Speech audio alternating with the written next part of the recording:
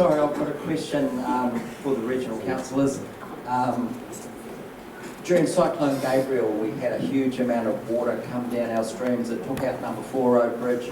We got a huge amount of wilding pines and all sorts of debris and accumulated logs that have been sitting in the hills for years that suddenly got washed down through the streams of Te Puke, and I'm sure it probably happened over, well, I'm sure if it happened Katikati or not, but the flooding that occurred and the damage, you know, we had kiwi fruit orchards, you know, basically destroyed. Would you, as regional councillors, initiate a targeted rate to assist with clean-up after events like that? Yes, we have a system of targeted rates for river control schemes and drainage schemes. I'm actually the chair of those. We have the Ratepayers, the Whakatane, the Waiweka and the Kaituna, and talked about in the Kaituna catchment. And at this stage, the targeted rate is purely for the rivers controlled to build stock banks to prevent flooding and to have pump drainage systems to protect farmlands and maintain production.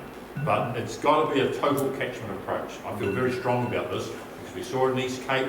We actually dodged a bullet with Gabriel. His anniversary weekend was actually worst year. But with increasing high intensity storm events, you've got to take a total catchment management. The land use and how you look after the land in the headwaters is critical to what happens in the lowlands. So it's got to be a much broader approach in my view.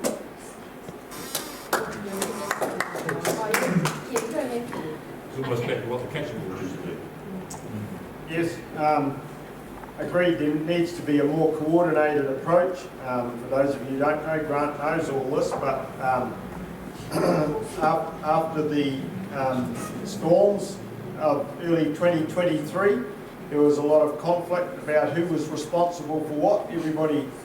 Sorry, did not say everybody. Most of us thought regional council was responsible for rivers and drains, but then they said, oh, we're not responsible for what happens within the township boundaries, and there were complications like that.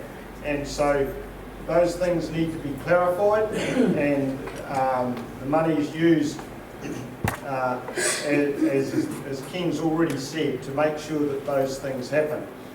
It's very frustrating for people to be challenged when they do things off their own bat, and so there needs to be a clear line of accountability as to who addresses those issues and gets the timber out of the streams. Ken mentioned at the end of his answer, which was pretty comprehensive, so I don't think to add much to it, catchment boards. So in the old days, we had catchment boards, and catchment boards basically meant that the local people affected by the particular catchment met and were given advice and guidance and help from the regional council equivalent in those days, which there was none, it was just a straight out council. But anyway, that's the solution, to get the locals involved, because they know the land better than anybody. They're also the ones that bear the fallout when it goes wrong. So you listen to the locals. The locals won't know everything, but make sure you do listen to them. Provide a bit of professional guidance, and the regional council, of course, because it's been leaving up rates from all of you, will of course dispense a bit of funding to help implement the solution. But what I would say generally is that what we need to be thinking about is that we need to be gearing up our environmental management and catchment control work and all of that to allow for the fact that we should anticipate more extreme weather. So we just need to make sure the infrastructure is built to take it, and that's the main focus, rather than wondering about whether we can change the climate. We'd be better to make sure we have got the ability to cope with the climate. That's going to be a more practical solution in my view.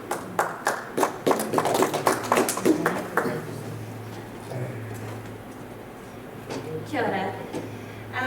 So I echo the words of my colleagues and include in terms of community, the mana whenua, because who knows the land better than the people that live off it and value it the way Māori do. That's not to say we're the only people that value it and live, have the good ideas, but it's a good starting point. In terms of your question around a targeted rate, I'd like to start this whole discussion with actually focusing on the people that cause the issue, not the weather, but the lie, the slash, the rubble that's been left behind after operation. So to me, there's a huge amount of responsibility right there before we start to charge our local people a rate to clean up. Then, and on the other hand, for me, you know, while it's unfortunate that some areas were impacted more than others, I would hate to see us all say, well, that's yours to deal with, because you're in the tsunami zone or whatever it is. I would really like to keep us together and you know, and actually look after each other in our region, because while your own home might be safe and someone else's is not, we all must benefit from each other at some stage for the things we do. So to me, the rate should be applied after we make sure we've got the people that are accountable for leaving the rubbish there in the first place. And then the rate, I would hope, should be applied across all.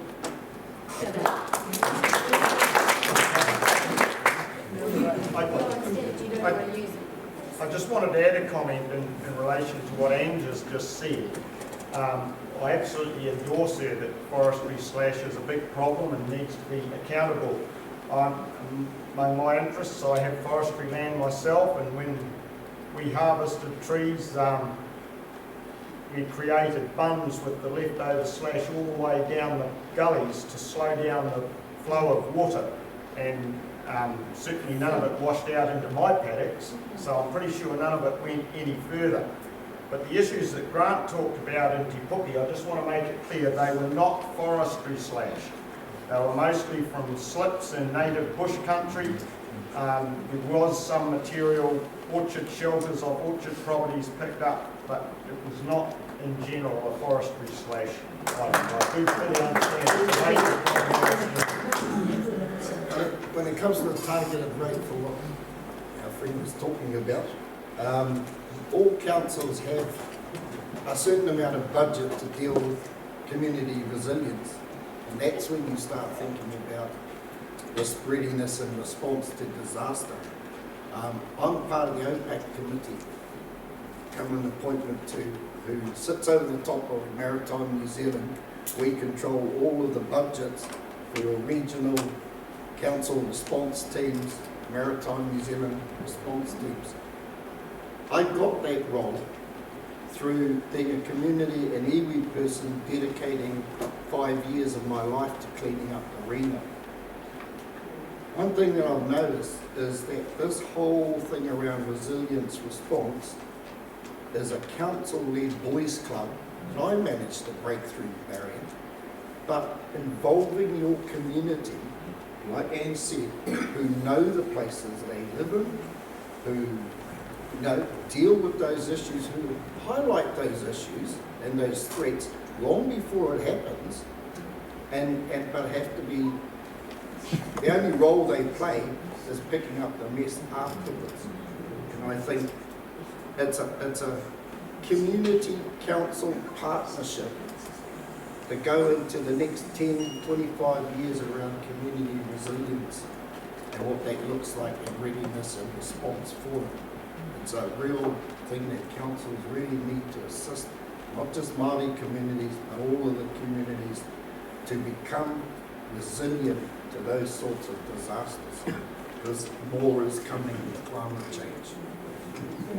If I can just add, a lot of that debris came from dock reserve up in the Otaniwa Nursery catchment. You know, wildland pines that have been left to grow. There's got to be some sort of control in the upper catchment. That came from, and what caused that? You're right, it come from the dock estate, but what caused that is climate change. Have you seen the amount of slips along the top of the kaimais that were not there 10 years ago? And that's actually what caused that, is climate change.